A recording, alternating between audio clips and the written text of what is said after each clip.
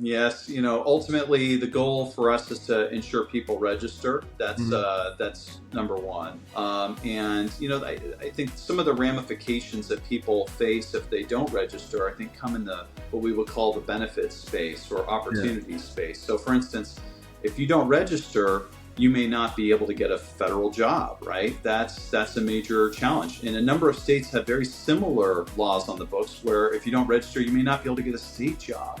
And I'll talk about this hopefully in a little more detail later on. But one of the things that happens at the state level too is there's a connection often between a man being registered and their ability to get state level student aid.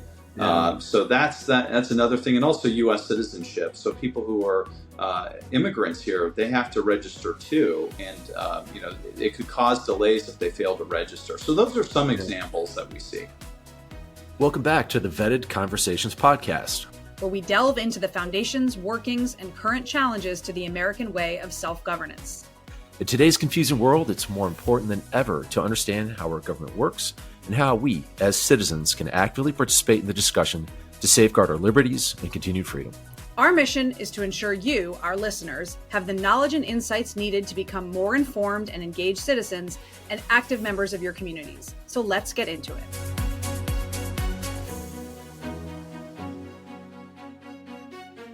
Hello, listeners. Part of our mission here is to help increase our collective understanding of civics, namely our rights and perhaps more importantly, our responsibilities to each other as citizens in a free society. To do this, we're bringing in national experts on civics and our military to talk to you and answer our questions. So joining us today is Dr. Michael O'Hanlon. Dr. O'Hanlon is a senior fellow and director of research and foreign policy at the Brookings Institution, where he specializes in U.S. defense strategy, U.S. military force, and American national security policy. He's been a friend of We the Veterans and Military Families for quite some time, and we're happy to have you here today, Mike. Hey, Joe and Ellen, nice to be with you. Thanks so much. Well, so we're excited to ask you a few questions that I think, all military families, veterans really are curious about and should understand. So the first one is, why is it important to have civilian control of the military in a democracy like ours? It's an excellent question, and it really is worth asking just that basic, straightforward way, because we get so used to saying we have it that it almost becomes instinctual or reflexive, but we should think about why. And the main reason is, of course, that military officers and enlisted personnel are professionals who are supposed to do what the nation asks them to do, but they aren't really supposed to be making decisions because they are not directly accountable to the voter. So they are professionals, and civilian leaders are politicians who are elected by the voter and who are also directly constrained by a system of checks and balances. There is no system of checks and balances within the military. We don't have the Army fighting the Marine Corps, except maybe on the occasional softball field or gridiron, and in the trash talk, of bars and restaurants. But the idea here is that a democracy is a system where voters select their leaders and where there is a system of protection of individual rights and checks and balances on each branch of government. And that is all handled through voting and also through a professional court system. So in a sense, of the three main branches of government, the military is most similar to the courts in that it's supposed to be professional and do technical things, whereas it is primarily the congressional executive branches that are accountable to the voter and therefore that have powers in the Constitution to raise and equip armies and navies and declare war. So it really comes down to the system of voting and majority rule, but with checks and balances and protection of individual rights. All that is handled outside of the uniformed military, and therefore the uniformed military should not be making decisions that represent the will of the voter. All right, thank you. That was a great answer. The word civics means a lot of different things to a lot of people. How do we define it? Well, to us, it's all about understanding our rights, and perhaps even more important, our responsibilities to each other as citizens. Democracy is not a spectator sport, and every citizen needs to do their part. That and also understanding how our government is designed to work. There are two main fundamental duties of any legitimate government, and the first is to protect the people from attack, and the second is to punish the unjust. Everything after that, it's negotiable, which leads us to today's topic, the Selective Service. The Selective Service, established in 1917, has been the cornerstone of American defense strategy during times of national emergency. It's a system through which our government can conscript citizens into military service, ensuring our nation's armed forces remain ready to support and defend our Constitution and the American way of life. Conscription, otherwise known as a draft. But what exactly is a Selective Service, and how does it work? Though the Selective Service, as we know it today, was not in use, the United States has had a system of conscription since the Revolutionary War. It was used in World War I, World War II, during the Korean War, the Cold War, and the war in Vietnam. Registration was suspended in 1975, and the system has gone into what they call deep standby. But beginning in 1979, a series of revitalization efforts were begun to upgrade the system's capability for rapid mobilization during an emergency. Joining us today to explore this topic further is the acting director of the Selective Service, the Honorable Joel Spangenberg. Mr. Spangenberg is a U.S. Naval Academy graduate and veteran of the U.S. Navy, where he served as a surface warfare officer, deploying in support of Operation Enduring Freedom following the 9/11 terrorist attacks. He also served on the aircraft carrier, the USS Abraham Lincoln, and deployed to the Western Pacific. He has a long and distinguished career in public service, and in his current role, he leads national conscription readiness, overseeing the National Headquarters, Data Management Center, and 3 regional headquarters consisting of civil servants, military reservists, and over 8,000 volunteers. Acting Director Spangenberg, welcome. Hey, good morning, and thank you for allowing me to join you today. It's a pleasure. Absolutely. We're super excited to have you today. The Selective Service, I think, is an often misunderstood entity within the United States government. And one of our missions is to kind of clear up some misconceptions people might have about it. We just had folks who founded the Department of Homeland Security on a few weeks back to help do some myth busting around there as well. So what can you tell us about the Selective Service System and its makeup and mission? Okay, well, the Selective Service System, first off, is an independent federal agency, and we believe we've been a distinguished part of our nation's history spanning eras of conflict and peace. And it's important, I think, to also frame what else I'd like to share with you today in the sense that we are a readiness organization at our very core. So we see ourselves as a unique element of the nation's national security capabilities. We represent an additional tier of support to our nation's all-volunteer force. And right now, we actually are operating what we call an active standby status, which is our peacetime posture, with registration for young men across America being our most visible activity. And just for everybody's awareness, registration is an important civic responsibility in our nation. While we hope that a return to conscription does not occur, you never know what the future may hold. Our mission is to maintain a state of readiness if the President and Congress reinstated a draft in response to a national emergency, such as a major conflict. So to clarify, so we haven't had a draft in more than 50 years, but there's still a requirement for young men to register with the Selective Service. And by doing that, they are sort of signed up on one of these state level lists, and the teams that you oversee are ready to train them if needed and sort of get them ready to serve. Is that the general overview? So we have a board member program. I think that's what we're talking about here. And yes, we actually work to recruit them, so we have enough of them in the event of if there was ever a return to conscription. And it's also important to note that our board members are to reflect the composition of that community to the greatest extent possible. So we work to make sure that they reflect that community. And it's important for us to continue to train them so that they are ready if there ever was a national emergency. A big part of Selective Service System is to be as fair and equitable as possible. And even in our regulations, it's captured there that we're supposed to be working to have our boards representing communities nationwide. And, we've seen that we have a construct where our boards would at least be at the county level, but we also have the ability to make them multi-county or have more than one board per county. So you can imagine a very large city, which might also be within a county, might have multiple boards. So that's how we work that construct, and we have to continuously recruit and train to make sure that system of volunteers is always ready to go. What other top priorities do you have currently? Great question. So one of the things that we've been looking at, especially since 2022, and I joined the agency in August 2022, and I had been the chief of staff here before during the Obama administration. But we made a major transition in our focus as an agency to bring us into greater alignment with the national security strategy, national defense strategy, the president's management agenda, and the congressional direction found in the fiscal year 2022 National Defense Authorization Act, in particular the requirement for the Department of Defense to include us in a recurring national mobilization exercise. So we were looking up and out to see what we really had to make sure we would need to align to so we can operate this agency in the best way possible. Most people interact with us as customers, if you will, as it relates to registration. So we very much stay attuned to that through things like our call center and our online tools. Yeah, That's awesome. Yeah, Go ahead, Joe.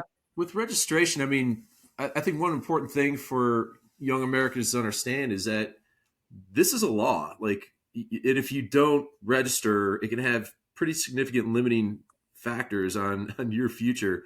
Could you tell us a little bit about that? Like, one, it's important to comply with the law, but like, what happens if 18-year-old Joe Plumser decides like, oh, I'm not going to do this, right?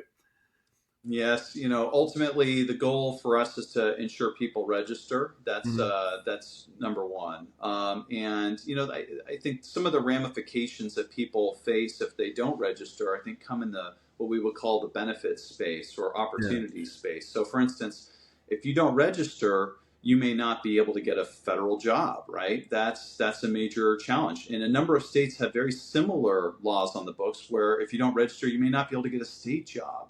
And I'll talk about this hopefully in a little more detail later on. But one of the things that happens at the state level too is there's a connection often between a man being registered and their ability to get state level student aid.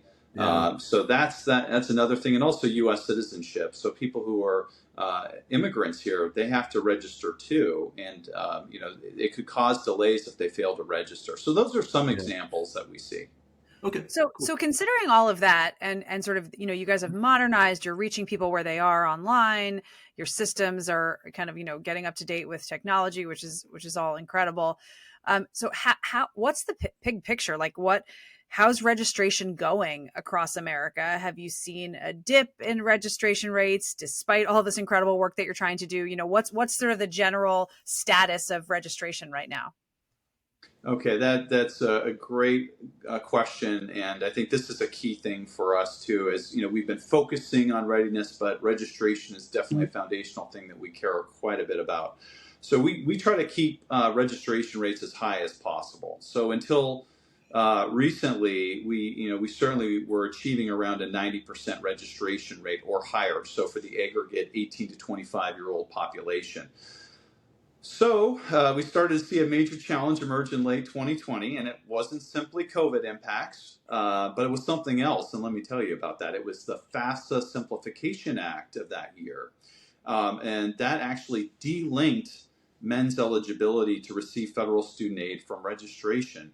In recent years, that FAFSA kind of side of things, that Department of Education connection, represented approximately 20% of the annual Selective Service registration. So, young men, when they were filling out their FAFSA forms, they had an option to register with Selective Service.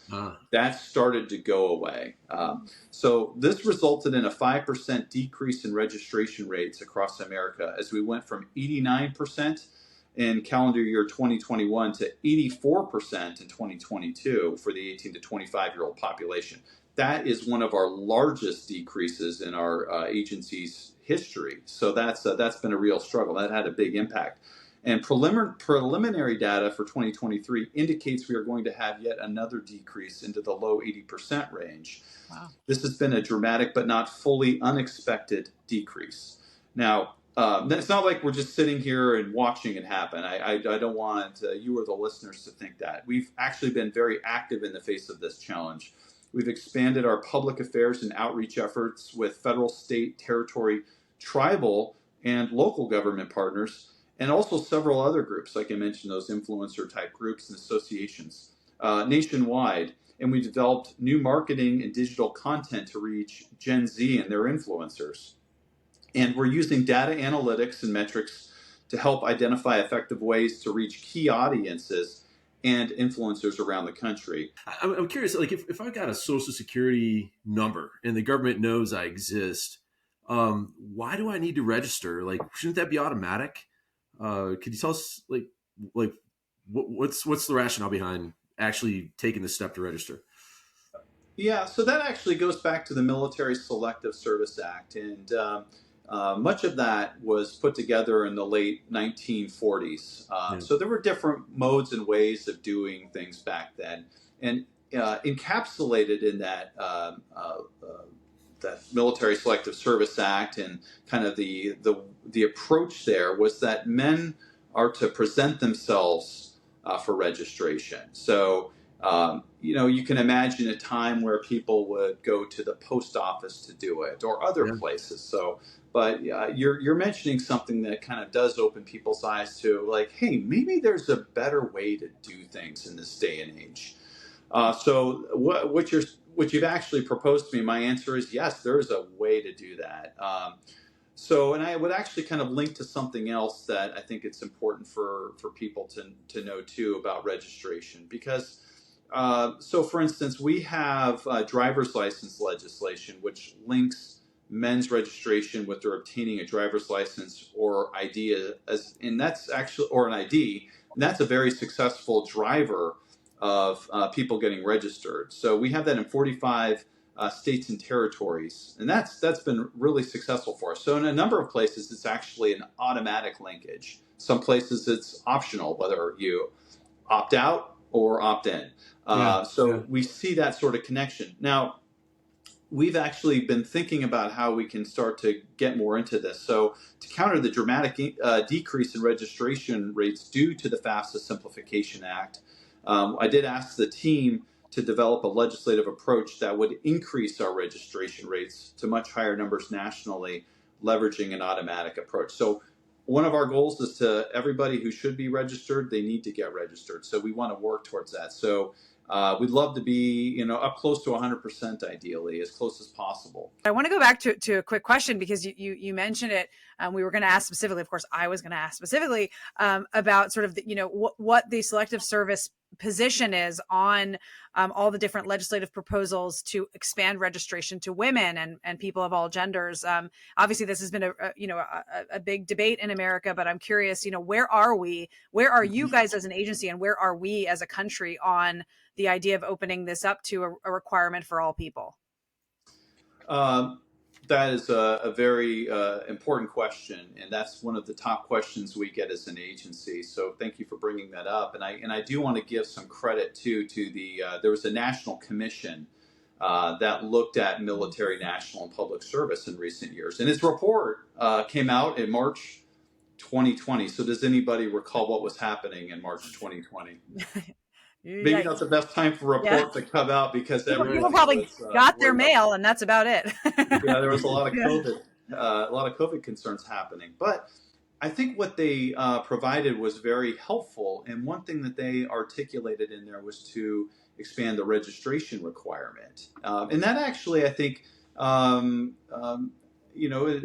it was something that the Hill noticed. And I can't give you the full list of all the different amendments or legislation that was introduced, but I know there had been tremendous interest in the Hill about that as well. So that was really interesting to see. But what I would go back to is where kind of my agency is and some of our thoughts on this as well. And some of these are my personal thoughts. But, one of the things that I think is important to know is that legislative proposal I mentioned would include all genders, and I believe in, and I've going back and looking at recent legislation, particularly the FY 2022 National Defense Authorization Act. This was something that was being considered, in that legislation to expand the registration requirement, and the administration articulated that they supported the expansion of the registration requirement to all Americans in a statement of administration policy. Yeah. It's important to also emphasize that the decision ultimately to expand registration to women is for the president and Congress to decide, and we'll execute our mission here accordingly. Sure. And we know there are differences of opinion about expanding registration, and I believe registration expanded to all genders is ultimately in the national interest. My opinion rests on the fact that it will ensure the nation would be in the best position to increase the size of the military rapidly and thoughtfully if needed to do so. DoD would have the benefit of having a fuller and more diverse set of skills available to it. Should there ever be a return to conscription during a major conflict, since we can't truly predict the future and know exactly what will be needed most during that emergency. So the military could need people filling a wide variety of roles. So, people historically think of, conscription, people are being shipped overseas, they're going right into the infantry. That's not always the case, really. I mean, you hear stories going back to the Vietnam era of people doing much different things. In World War II, certainly people were fulfilling a lot of roles. So the nation would potentially need people serving in the military who are focused on IT and cyber operations, drone operations, logistics, people working as mechanics for all this equipment, HR and administration, civil affairs. So it could run the full gamut. So this would actually allow DoD to thoughtfully look at that pool of people coming in and best match them where they're needed. And I think in a large scale society level conflict, we would potentially need people in a lot of different roles. Sure, and I think I was in the Pentagon from 2010 to 2015. During that time, the current administration abolished Don't Ask, Don't Tell, right, which is a problematic law that limited the recognition of service for many service members and put a lot of commanders in bad spots, right? For a number of reasons. And then fairly quickly after that, after I left the Marine Corps in 2015, they changed the policy on ground combat exclusion for women, because prior to that point, women were excluded from tanks, artillery, infantry, especially, and other ground combat jobs, which in the Marine Corps is the fastest track to leadership, right? To becoming a general, to becoming, and actually leading the Marine Corps. So, there's a huge debate out there about who owes what to the country and why. And I think, personally speaking, I think, we are foolish not to fully embrace 100% of the talent within the country, right? If we're only going to limit ourselves to half. And right now, I know you don't make the laws, and it's restricted right now to males 18 to 25, but that was a pretty hot topic of debate as well. But what's funny is that the women that I served with in the Marine Corps for 20 years almost unanimously said, hell yes, women should be required to sign up for the Selective Service. So, I mean, it's, I think a lot of the debate on that depends on the kind of where you sit in the society and what kind of values you're brought up with. And, if you're more traditional and more open-minded, and that's fine. But, that's an important part of the debate. And I think one that needs to kind of be had, right? So, Ellen, what do you think? Yeah, I mean, as a woman who didn't serve, and actually I went to college at a university that during my time there didn't have ROTC even on campus. But then my senior year was 9/11. I was in New York City. I went to Columbia University. 9/11 was the September of my senior year. You're feeling as a young person. I mean, I think a lot of people in the country had a very different perspective on what it meant to serve, including in the military. So I'm all about it. I mean, I have 2 daughters and a son. I think they should all, have to sign up, and I hope some of them serve, regardless of their gender. And so, yeah, I think there's we should feel about this not as a burden, but as a privilege and a responsibility as a citizen, not, as a burden as a young man that you must carry. Yeah, and one of the things that I really appreciated about what Director Spangenberg brought up was that, there's a lot of jobs in the military that aren't infantry or artillery tanks, right? So, I mean, in the Marine Corps alone, fewer than 15% of the people in the Marine Corps serve in that capacity, there's a lot of other jobs in the military that don't, assume that kind of direct contact with the enemy risk. So, I mean, and I get it, people typically don't like to be told what to do. And if they have plans in life, to be told that they're going to do something other than those plans and serve in the military probably would be a fairly significant emotional experience. But we've had an all-volunteer force since 1973. It's been a long time since our nation has had a draft. And from your perspective, Director Spangenberg, like what are the pros of that system? Like, if we haven't used it since 1973, like why do we still have it? I think it all comes back down to we need to maintain a level of readiness as a country. And I think that this is actually, I'm very much a product of the all-volunteer force myself. And I had the great privilege of serving with many outstanding men and women throughout my career. And it's great to see the service that they bring so proudly to the country. But I think one of the things that comes back up for me quite a bit is the fact that we just cannot predict what that next conflict will be, right? So I think that's something we have to be clear-eyed about. Things can happen. And I would say we are fundamentally here to backstop the Department of Defense if there is a major conflict. And in my view, there has not been what I would term, and I don't mean any offense here, but a major conflict or major war since World War II. And what I mean by that is something really requiring the society to really align to the success of the nation in that conflict, really have a sense of there might be sacrifice, there might be hardship. And I think that that's why, things like Selective Service System are here, to make sure the country can ultimately be successful. To build what we have from whole cloth, and GAO's even looked at this before, it's not something you can just throw money at and hope it'll just be created, because what underlies what we do is a sense of trust with the public. Yeah. If the public sees that we are here, we're well maintained, we're being fair and equitable, we're being thoughtful, I like the term, and I've heard General George, who's the Chief of Staff of the Army, use this, and I love this term. We pull preparedness forward, and that's kind of the mentality as a readiness organization.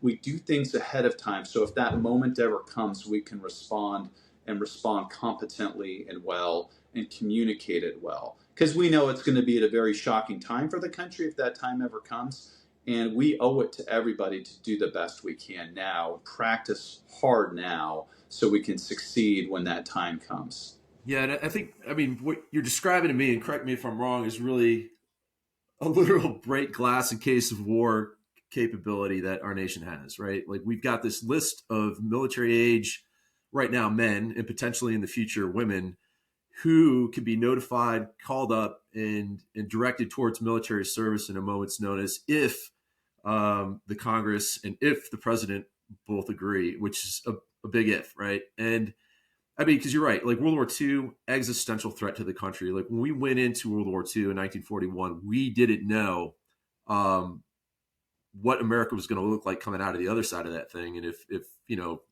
Germany had beaten Britain, who knows what our country would have looked like if things turned the other way, or if the Russians on the Eastern Front didn't succeed as well. But the existential threat, God, that's a hard word to say, I think is an important thing for our listeners to understand. This isn't something that's undertaken lightly. I mean, the chips really have to be on the line in a major way for the Congress and the president to pull the trigger on reinstituting the draft. Yeah, it's what we say all the time. There's a lot of talk in America about what our rights are, and just not as much talk about what our responsibilities are of citizenship. And this is one of those very, very, sort of poignant examples of, if our responsibility as citizens is in the common defense, then this is a key part of it. And so how do we make sure that this becomes something that people are proud to do and not something that they're burdened to do?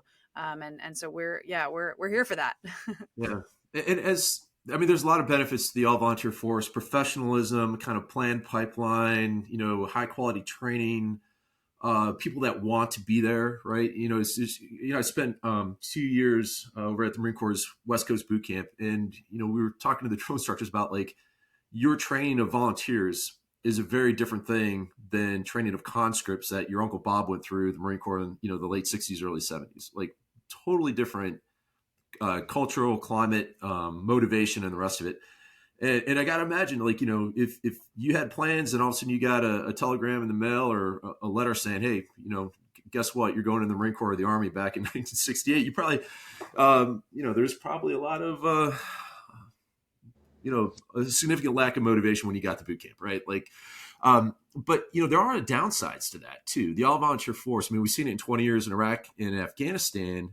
And Joel, you're there for parts of it, right? It's you have folks going over for 2, 3, 4, 5, 6. I think the highest number I saw, somebody did 15 deployments with Special Operations Command during that time, and we run the risk of really wearing people out. And and we've seen it, and now in the veteran space, we see kind of like the downside of that wear and tear on veterans, right? Mm-hmm.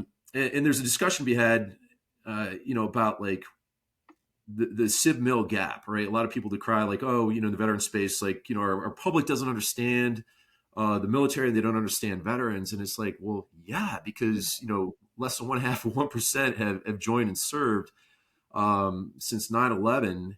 And, when we're at war and America's told, hey, go to the mall, like you brought up, there's an inevitable gap that's going to come into place. And I'm concerned about this because right now we're at 17 million veterans.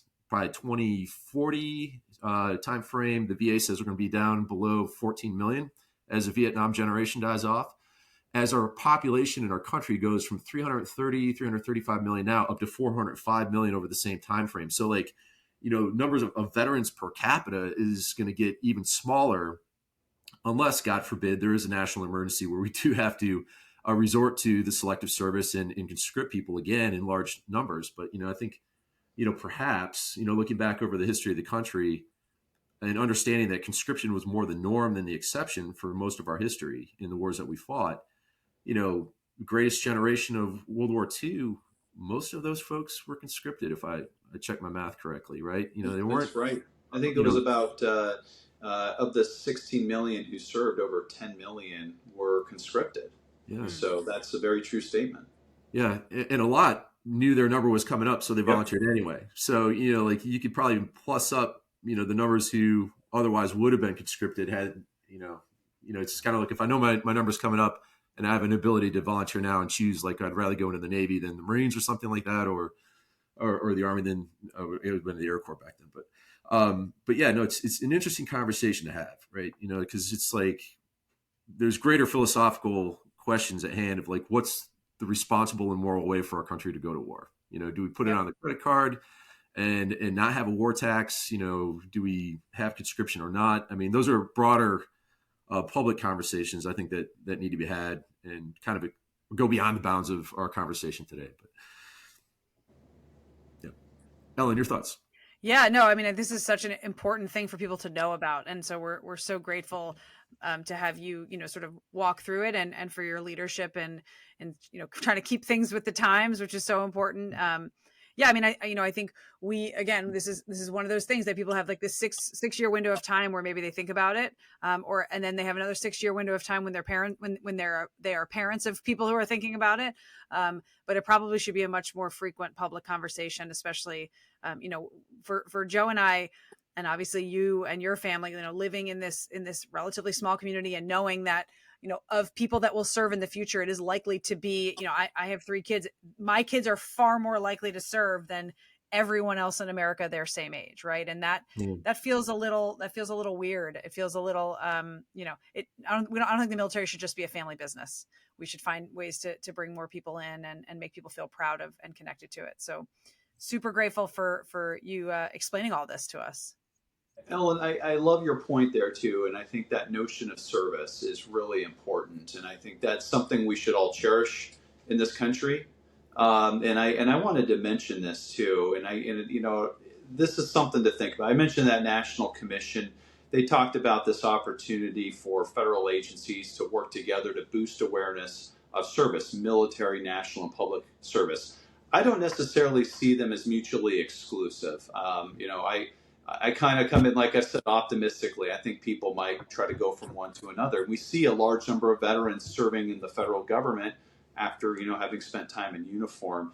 So one thing I wanted to let you guys know too, that we, in that spirit of service and wanting to do more, we've started to partner with the AmeriCorps.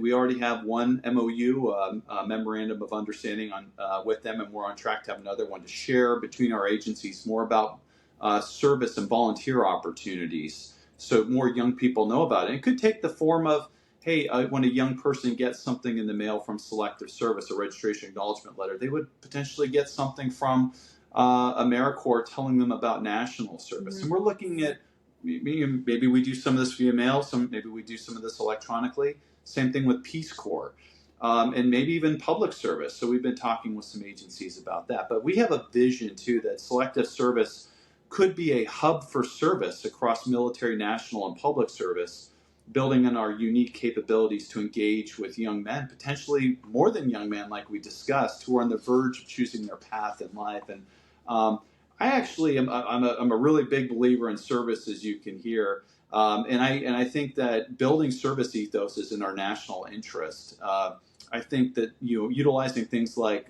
national automatic registration and focusing on a national call for service are transformational. They'll build up a better understanding of civic responsibility, and I think it's just really a great investment in our future. And I'd love to see people and I love community service, but let's take that community service to the next step. If you thought about national service, working with people who aren't like you, maybe are from a different part of the country, working on something bigger than yourself to deliver something of value to the country, and building those bonds over years, I think that strengthens people's notion of how to interact with the government, what the government is. It's not the enemy, but that they are fundamentally stakeholders. Yeah, they have a responsibility to shape the government. Yes. Yeah, absolutely. And the whole point about there's many ways to serve our country is absolutely true. Our teachers, our firemen, our EMTs, our truck drivers, our farmers, everyone that kind of makes this fabric of America and the system work, it's important, right? So I think, it's like service, national services is just not the domain of America's military veterans. So we just wanted to thank you again for coming on the show today, for helping educate us about what the Selective Service is, how it affects Americans' lives. Right now, we know it's males 18 to 25 have to register. The law is not yet there for women to be required to do the same. And I had one last question. So if I'm 19 and I'm well past my 18th birthday and I didn't do this, am I in trouble? Or if I show up and do it now, am I going to, is there any penalty to that? Or what's the course of option for me there? So men can continue to register all the way through their final day of being 25 years old. But once they hit 26, they can no longer register. But if they do have concerns about, oh my goodness, I didn't register and I want a federal job, they can contact Selective Service System and they can request what's called a status information letter. And actually, we move that online to help people who are in that category. So there is a process, but it's ultimately the benefits granting organizations that have to make the determinations about somebody's knowing and willfulness for not registering. Okay. Yeah, no, that makes sense. And it's good to know that there's a process in place for if I forgot, didn't do it, whatever, had football practice that day. Okay. It's important for people to understand the law and to follow it. So, well, any final thoughts? No, Joe, this has been a real treat to talk with both you and Ellen and to hear your thoughts on this, and really value the discussions that you're having and the discussion we had today. I really appreciate the time and opportunity. Well, we really appreciate the gift of your time and thoughts and wisdom on, what I would say is like a little known aspect of the American government that can have profound impact on the lives of Americans and our national defense. So thank you for all you and your staff do to make sure that, if we ever needed to engage in this conscription again, there's a system in place to rapidly call Americans up to serve. There are many ways to serve our country after leaving the military, and there are many great groups across our country who can use your talents and drive. There's an old saying that if you want to go fast, go alone. But if you want to go far, go together. And when we challenged ourselves in 2022 to help America close 120,000 deficit in election poll volunteers, we banded together with like-minded people, formed Vet the Vote, which was our nationwide public awareness and election poll worker recruitment campaign to help ensure American elections are properly staffed and run. That year, we built a coalition of more than 30 veteran and civic groups and asked veterans and their family members to serve again. You know what? More than 63,500 of you responded. And today, we're spotlighting the newest member of the Vet the Vote Coalition. The mission continues. We're super excited about this. They have a great mission, as their name would imply, and a superb reputation in the veteran and military space. And joining us today from the Mission Continues is Marine Corps combat veteran and president of the Mission Continues, Marybeth Bruggeman. Welcome. Thank you. Wonderful to be here with you both. Thanks so much for having us on and for everything you're doing every day to protect democracy. Absolutely. And thanks for joining us this morning on a espresso-fueled, actually, it's mid-morning already. Okay. But yeah, just before we went on, Marybeth and I realized that we were both in Iraq together. You were with MWSS 372 while I was with 1st Marine Division. And we were just doing a little bit. 373. I was 373. Down the street in glamorous Miramar, yes. I'm sorry. That's right. 373. I got that screwed up already. I need more caffeine. But anyway, we want to get to your mission and your organization. So could you tell us, what does the Mission Continues do? Sure. Well, we're a national nonprofit, and we exist to give veterans an opportunity to serve again when they leave the military. So this time, we're asking them to repurpose their leadership skills and their experience back home in under-resourced communities in their own backyards and find ways to once again serve with a mission and a purpose. And we're helping point them in the right direction and linking them up with community partners who can really use their support. And they are thereby fulfilled and find that sense of purpose again that so many of us lose when we leave the military, and find connection with other veterans and with communities. And it's a win-win. Can you give us a few examples of things that your organization does? Oh, sure. I can give you hundreds of examples. We're really excited about what we're doing in San Antonio this year. We're gearing up for what we call a mass deployment, which is our once annual opportunity to bring veterans in from across the country and deploy them against some local work that's been taking place there for a long time. So our local platoon leader, Richard Diaz, who's a veteran himself, and a volunteer, he's been stepping up and leading a service platoon in San Antonio for years now. And he brings together veterans and non-veterans on any given Saturday throughout the year and connects with local nonprofit partners and puts everybody to work in a 6 or 7 hour time frame and does incredible things over the course of the day. So it's really amazing to see the work that he's been doing with his partners like Democracy Prep. And so many of he's got urban gardens and urban farms that he works with in San Antonio. He works with the San Antonio Unified School District, and so many others across the city. And so we're able now to build on that work this summer in June and deploy about 80 veterans to San Antonio to help give a real shot in the arm to the work that he and his platoon have been doing for years. That's amazing. So, I mean, it's very obvious what this community, your community of veterans, is doing for these other communities, San Antonio, but all across the country, as we well know. How do you categorize what that work does for the veterans themselves and sort of the broader veteran community? So I find that veterans so often miss the thing that they're missing when they leave the military. And so many go looking to fill a hole somehow. And it's work, it's having stable finances. It's all the things that we need to do when we leave the military. But I meet so many veterans that tell me that what they didn't know was missing was feeling needed again. And so there's this gulf that is created when we leave the military, because for so long we've been in this really mission-driven, purposeful work. And we leave the military, we transition out, and we find so many things. We find fulfillment in so many different ways, with family, with work, with our home life, whatever it is. But if you don't have that feeling that somebody needs you, that you're still on someone's front lines, that you're still on that wall, then there's really something that can very much feel like it's missing. It's just this black hole, and so many folks just misidentify it or can't identify it at all. That's one of the greatest joys, is watching veterans discover organizations like the Mission Continues and the work that we do, and tell us on the back end of their first service project or their first mass deployment, this is what I didn't know I was missing. This is the thing that I didn't know I needed.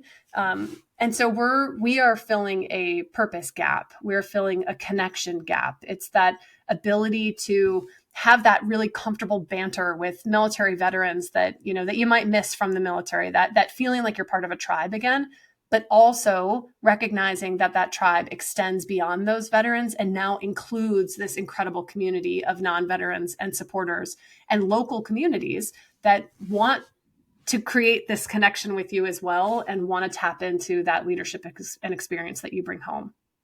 That is so important. I mean, I remember, Marybeth, and you probably remember this too, like when we came in the Marine Corps, General Krulak would always talk about like the 3 reasons we have a Marine Corps, right? To make Marines, win battles, and return quality citizens to their communities.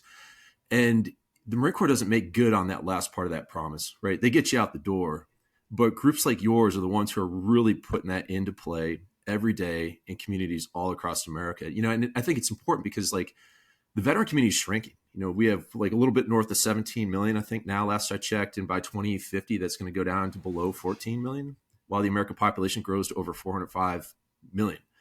And so per capita, there are fewer and fewer of us. And I think, when people decry that military civilian gap and America doesn't understand us and all this other stuff, one thing I tell veterans is like, you got to take that first step towards them when you go back to your communities. Like if you're waiting for somebody to reach out to you, you're gonna be waiting a long time. So I think, what a great way to meet other people where you intend to live and put your talents out there in a positive direction that's going to help the entire community. Fantastic. Yeah, just stepping up. I mean, I think it's incredible to see people come back to life when they start volunteering. And again, it's with us, it's with other organizations. There's so many out there. I love what we do for very particular reasons. It's not only is it impactful on the veterans, but we're making a big impact in communities.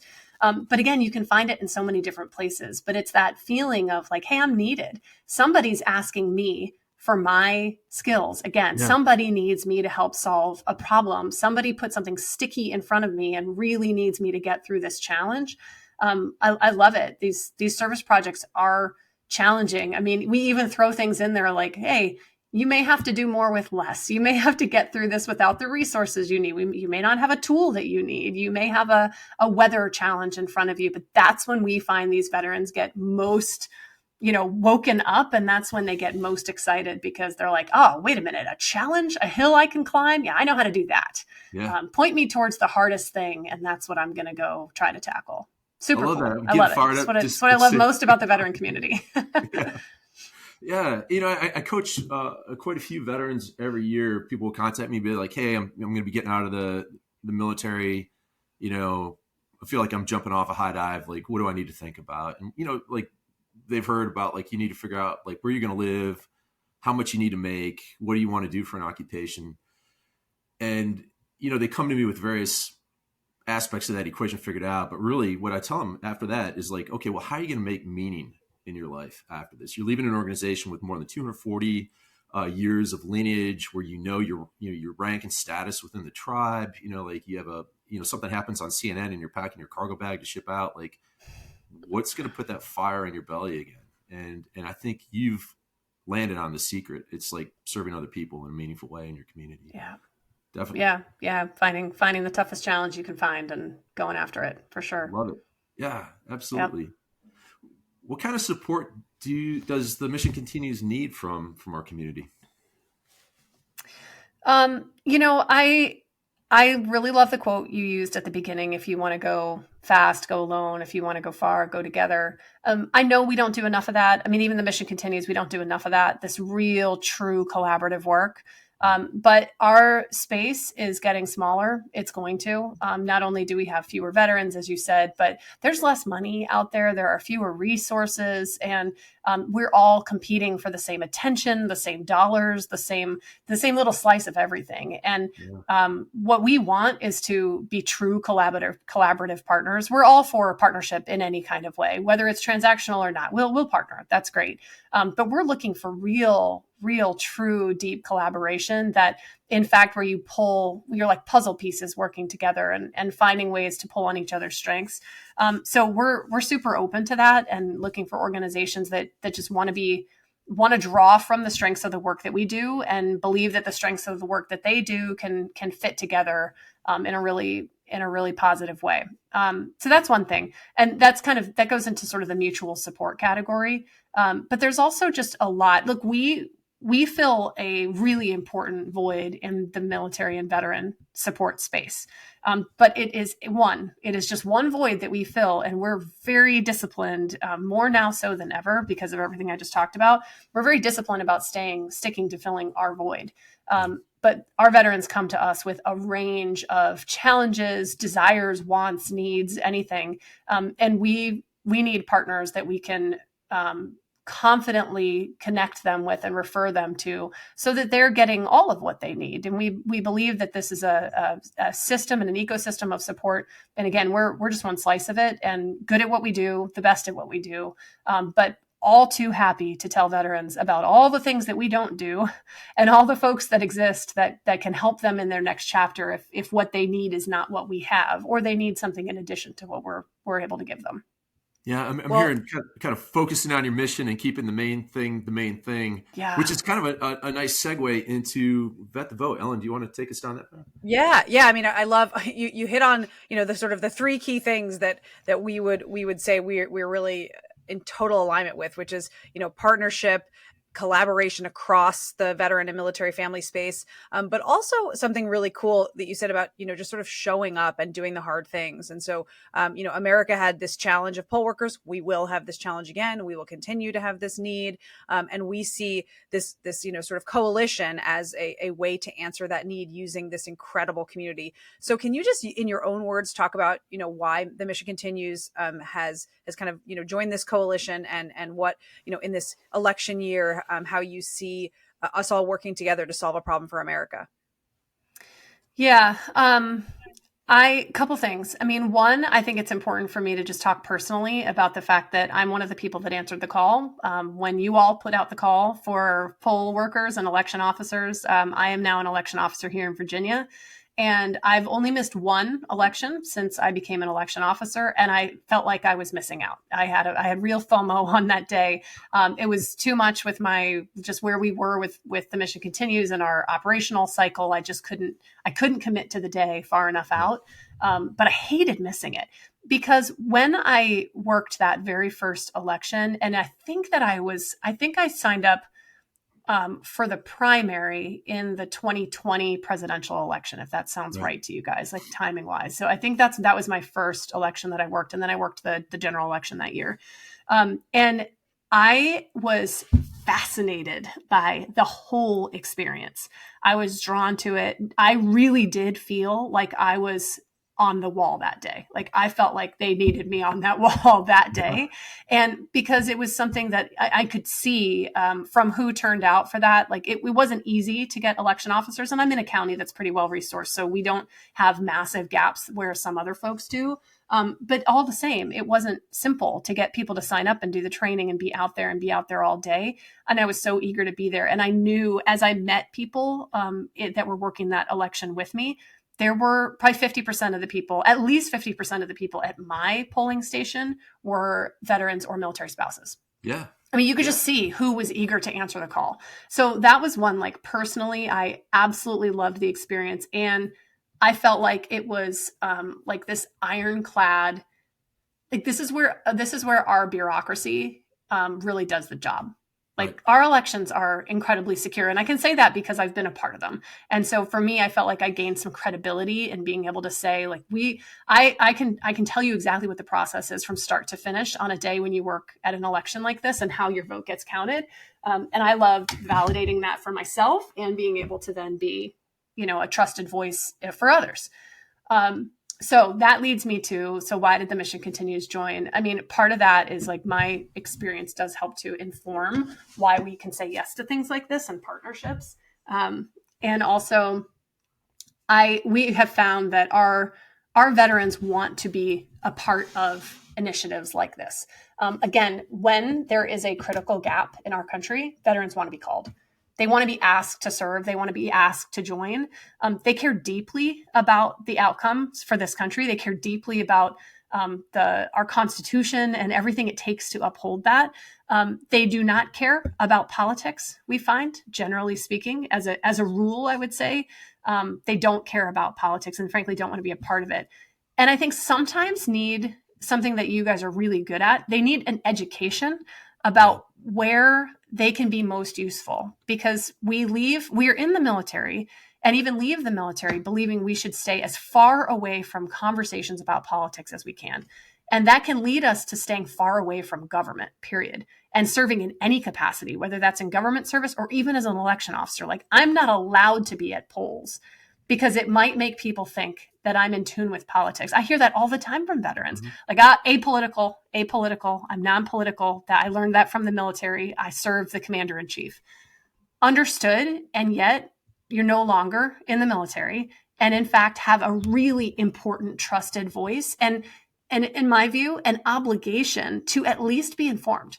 And I care not at all how people vote. I care deeply whether they vote because I just think that it's so important to participate. And for something that you fought so hard for, blood, sweat, tears, we lost friends.